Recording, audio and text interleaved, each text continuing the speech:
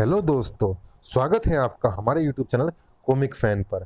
चलिए दोस्तों शुरू करते हैं बांकेलाल और तिलिस्म देव की एक 2 in 1 धमाकेदार कॉमिक्स बांकेलाल और तिलिस्म देव। चलिए शुरू करते हैं इस कॉमिक्स का पहला भाग। और दोस्तों, जिन्होंने अभी तक हमारे चैनल को सब्सक्राइब नहीं किया है, चैनल को सब्सक्राइब जरूर कीजिएगा ताकि ऐसे ही रोमांचक कॉमिक्स हम आपके लिए लाते रहें। चलिए शुरू करते हैं। राज कॉमिक्स प्रस्तुत करते हैं बच्चों के लिए मनोरंजन का भरपूर खजाना बांकेलाल और तिलिस्म देव। तिलिस्म देव, बांकेलाल के रहते भला ये कौन सुरमा पैदा हो गया। मैंने भी उस सुरमा को उसकी नानी याद न करा दी तो मेरा भी नाम बांकेलाल नहीं। बांकेलाल भगवान शिव के वरदान के फलस्वरूप जिसका भी बुरा करने की सोचता उसका भला हो जाता और बांके को उससे होता बेहद अल्प लाभ। बांकेलाल की यह प्रबल इच्छा है कि वह एक दिन विशालगढ़ का राजा बने। बोलो विशालगढ़ के नए राजा बांकेलाल की जय। अभी भी नींद में वह यही स्वप्न देख रहा था कि अचानक एक तेज स्वर के साथ बांकेलाल का मधुर स्वप्न टूट गया। उफ, धड़ाम, उफ, महामंत्री, यह कैसी आवाज थी? हो, मैं तो स्वप्न देख रहा था, किंतु किसी धमाके के स्वर से ही मेरी निद्रा में खलल पड़ी है। हाँ, कितना अच्छा स्वप्न था, काश ये सच होता। किंतु वह धमाके का स्वर कैसा था? ओह, यह क्या है? ये तो कोई उड़न खटोला मालूम पड़ता है, लेकिन ये आया कहाँ से? अवश्य ही इसी के नीचे गिरने की आवाज से मेरा स्वप्न टूटा है। तभी उफ, आह, धम। वह दृश्य देखकर तो उछल ही पड़ा बांकेलाल। अरे यह क्या? ये दोनों स्वर्गलोक से टपके हैं या नरक लोक से? बांकेलाल के देखते ही देखते, दुष्ट केकड़े, अब तू मेरे हाथों से नहीं बचेगा। तू अपनी खैर मना देवपुत्र करण, यहां पृथ्वी पर तुझे मेरे हाथों से बचाने कोई नहीं आएगा। ले बचा मेरा वार। हाँ हाँ हाँ। केकड़े के पंजे से देवपुत्र नहीं बचेगा। देवपुत्र करण ने केकड़े की कलाई पकड़कर उसे एक तीव्र झटका दिया। आ, कड़ाक। केकड़े ने वृक्ष उठाकर देवपुत्र पर दे मारा। अब देखता हूं तू मेरे इस वार से कैसे बचेगा। देवपुत्र बेटे, अब गया तू।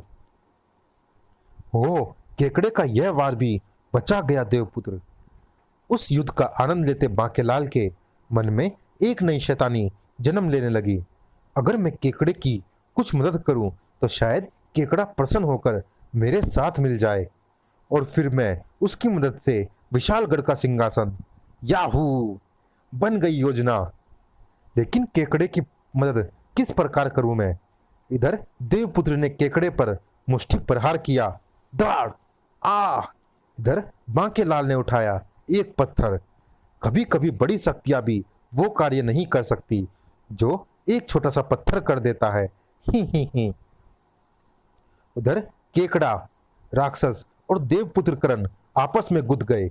आज तू नहीं या मैं नहीं, तुझे खत्म किए बिना मैं भी स्वर्गलोक नहीं लौटूंगा कमबख्त। लेकिन ये पत्थर तुझे नरकलोक अवश्य पहुंचा देगा। ही। बस निशाने पर लगना चाहिए पत्थर। बाके ने देवपुत्र का निशाना लेकर पत्थर फेंक मारा, लेकिन थड़ाक, आई। केकड़ा दर्द से चित्कार कर उठा। आह, आई, मर गया। अरे, केकड़े की आंख पर यह पत्थर किसने मारा? देवपुत्र की निगाह सक पकाए खड़े बांके पर पड़ी। ओ, तो इस भले मानुस ने मेरी मदद की है। उफ, पत्थर को तो देवपुत्र की आंख फोड़नी थी। बुहु बुहु। अब मुझे देर न करके इस मौके का लाभ उठाना चाहिए। मेरी आंख फूट गई। देवपुत्र ने मन ही मन कोई मंत्र पढ़ा और अब तुझे इस डिब्बिया में कैद करके पृथ्वी में ही गाड़ दूंगा। अचानक केकड़े का शरीर धुएं में परिवर्तित होने लगा। ओह, यह क्या हो रहा है मुझे? केकड़ा उस डिब्बिया में समाने लगा। नहीं, मुझे छोड़ दो देवपुत्र। हाँ हाँ हाँ, भला हो इस भले मानुस का जिसने ठीक वक्त पर पहुंचकर मेरी मदद की और मैं तुझे कैद कर सका। भला मानुस, समझा इसी कमबख्त ने पत्थर मारकर मुझे काना बना दिया है। मेरी तंत्र शक्ति कह रही है कि इसका नाम बांकेलाल है। बांकेलाल, इस कैद से स्वतंत्र होने के बाद मैं सबसे पहले तुझे ही मारूंगा रे।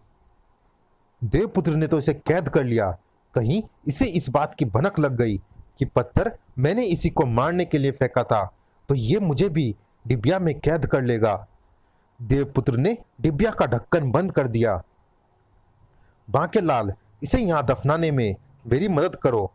क्यों नहीं देवपुत्र? बुह बुह। बांकेलाल ने गड्ढा खोद दिया। अब ये कभी अपने लोक में वापस नहीं पहुंच पाएगा। फिर ओह, न जाने मेरी बहन कृति का क्या हाल होगा। कृति? देवपुत्र ने उड़न खटोले के टुकड़े हटाए। कृति, मेरी बहन। आ! होश आने पर, भैया, वह दुष्ट राक्षस केकड़ा, उसे अपनी करनी का दंड मिल गया है कृति। उसे मैंने कैद करके पृथ्वी में गाड़ दिया है। क्या सच? हो, किंतु ये मनुष्य कौन है? ये बांकेलाल है बहन। इसी की मदद से ही मैं केकड़े को कैद कर सका। तुम्हारा बहुत बहुत धन्यवाद बांकेलाल। ही, यह तो मेरा फर्ज था। ऐसा कहकर मुझे शर्मिंदा मत करो। बांकेलाल, तेरी फूटी किस्मत, जो पत्थर देवपुत्र की आंख में लगने को की बजाय केकड़े की आंख में जा लगा। पुह पुह।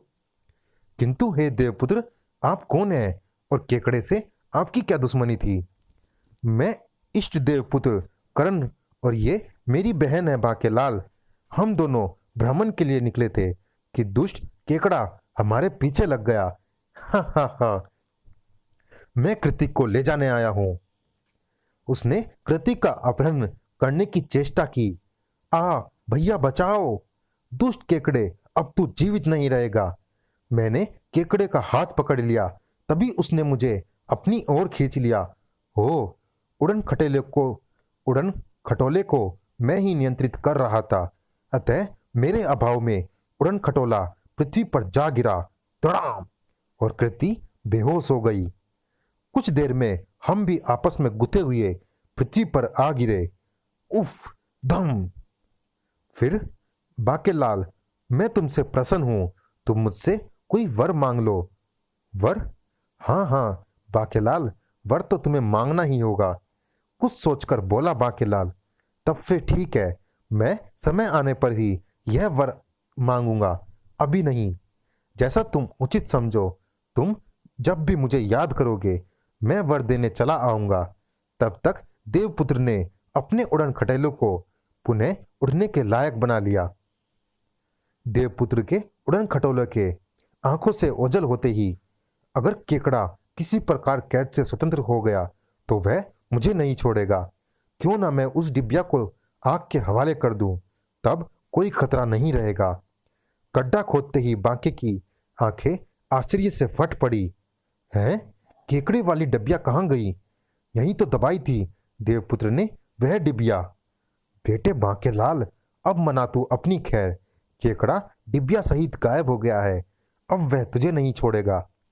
यहां तो मेरी मदद करने वाला भी कोई नहीं है। भाग बेटा बांके।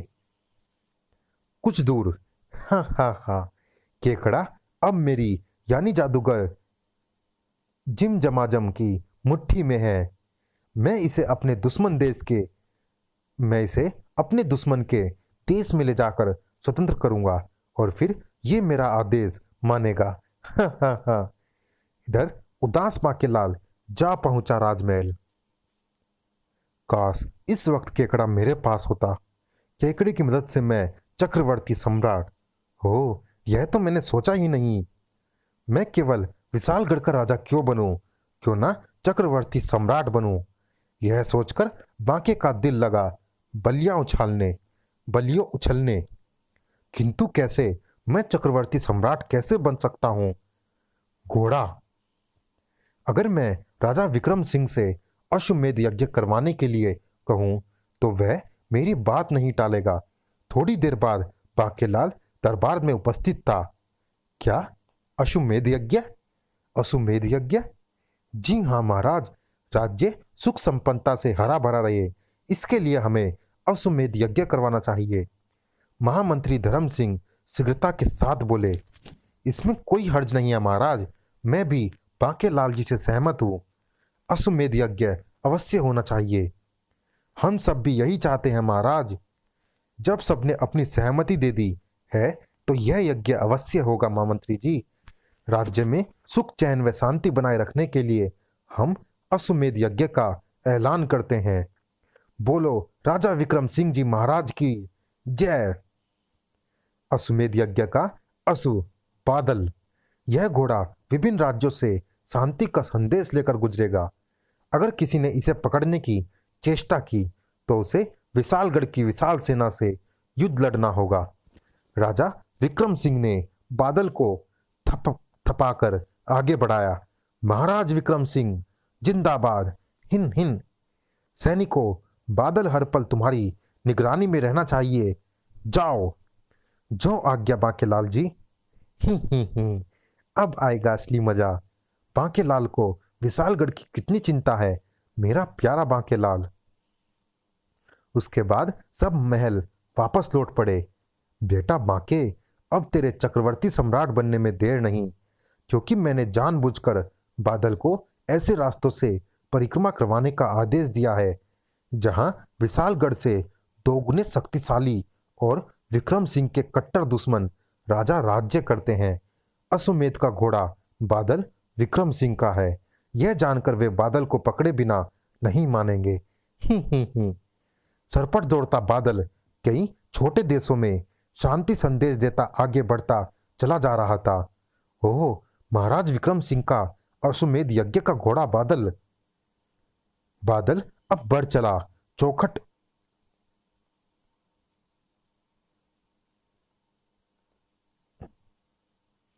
नगरी की ओर। हिन हिन। समाचार सुन राजा चौकट सिंह क्रोध से सिंहासन छोड़ उठ खड़ा हुआ। क्या राजा विक्रम सिंह के अश्वमेध यज्ञ का अश्व बादल हमारे राज्य की ओर बढ़ रहा है? जी महाराज। अगर बादल हमारी राज्य सीमा पार कर गया तो हम तुम सबकी गर्दनें उड़ा देंगे। बादल को पकड़ लो। किंतु महाराज, अगर हमने बादल को पकड़ा तो हमें विशालगढ़ की विशाल सेना से युद्ध लड़ना होगा। हा। तब हम अवश्य युद्ध लड़ेंगे। विक्रम सिंह हमारी सेना से कभी नहीं जीत पाएगा। नगर में प्रवेश करते ही बादल को घेर लिया गया। पकड़ लो इसे। ठहरो, यह अश्वमेध यज्ञ का घोड़ा है। छोड़ दो इसे, अन्यथा युद्ध के लिए तैयार रहो। हमारे महाराज युद्ध के लिए तैयार हैं। जाओ, हमारे राजा का ये ऐलान जाकर अपने राजा विक्रम सिंह को सुना दो। अब ये खूबसूरत घोड़ा इसी राज्य में रहेगा। हा। ओ, हमें तुरंत महाराज विक्रम सिंह और बांके लाल जी को यह सूचना दे देनी चाहिए। चलो। क्या कहा? अश्वमेध यज्ञ का घोड़ा बादल पकड़ा गया? किसने की है यह गुस्ताखी? बादल पकड़ा गया? वो मारा पापड़ वाले को। बेटे मुच्छड़, अब लड़ युद्ध। महाराज, चौखट नगरी के राजा चौखट सिंह ने बादल को पकड़ा है और आपको युद्ध की चुनौती देकर घोड़ा छुड़ा ले जाने को कहा है। चौखट सिंह? उसकी सेना तो विशालगढ़ की सेना से दोगुनी है। क्या वही चौकटा सिंह? जी महाराज। वाह चौकटे, तेरा मुंह चूम लेने को दिल कर रहा है। बांके लाल, अब क्या होगा? हमने तो घोड़ा शांति बहाल करने के लिए छोड़ा था। ही। इस खबर से मेरे मन को कितनी शांति मिल रही है, यह तू नहीं समझ सकेगा रे मुच्छड़। महाराज, भलाई के कार्यों में विघ्न तो अवश्य आते ही हैं। आपको ये युद्ध लड़ना होगा महाराज। ये विशालगढ़ की आन और बान का प्रश्न है। आपकी मूंछों के एक एक बाल की इज्जत का प्रश्न है। आई बांके लाल, तुम मेरे साथ हो तो मुझे किसका भय? हम युद्ध करके बादल को छुड़वाएंगे बांके लाल। वाह, अब हुई कोई बात। विक्रम सिंह के नेतृत्व में विशाल सेना चल पड़ी चौखट नगरी की ओर। युद्ध से पूर्व मैं राजा चौकटा सिंह से मिल आऊंगा और फिर विक्रम सिंह को नींद की औषधि खिलाकर रणभूमि में भेजूंगा। चोकटा सिंह विक्रम को मारकर ये युद्ध अवश्य जीत लेगा। फिर चोकटा सिंह पर अपना विश्वास कायम करके अपने सैनिकों के साथ उसके महल पर आक्रमण कर दूंगा। इस प्रकार राजा चौखट का चोकटा बिगाड़कर मैं दो शक्तिशाली राज्यों का राजा बनकर फिर एक दिन चक्रवर्ती सम्राट बाके लाल कहलाऊंगा। ही। उधर जादूगर जीम जाम जमाम अपने दुश्मन के नगर की ओर बढ़ रहा था। राजा चोकटा सिंह, तूने राजकुमारी हिरण्यलता का विवाह मुझसे मंजूर न करके अपने राज्य की तबाही को निमंत्रण दिया है। अब वह समय आ गया है कि केकड़े को देवपुत्र की कैद से स्वतंत्र कर दूं। जादूगर जिम जमाजम ने डिबिया खोल डाली। चल केकड़े बाहर, जादूगर जिम जमाजम तुझे स्वतंत्र करता है। एक तेज अट्टहास गूंज उठा। हा हा हा, तूने मुझे कैद से स्वतंत्र किया, बोल मैं तेरे लिए क्या कर सकता हूं। जादूगर जिम जमाजम, मैं इस राज्य में भयानक तबाही व भय फैलाना चाहता हूं। हा हा हा, ऐसा ही होगा। चलिए दोस्तों, इस भाग में इतना ही। ये रोमांचक कॉमिक जारी है, अगले भाग में भी मिलते हैं इसी कॉमिक्स के अगले भाग में। तब तक के लिए धन्यवाद।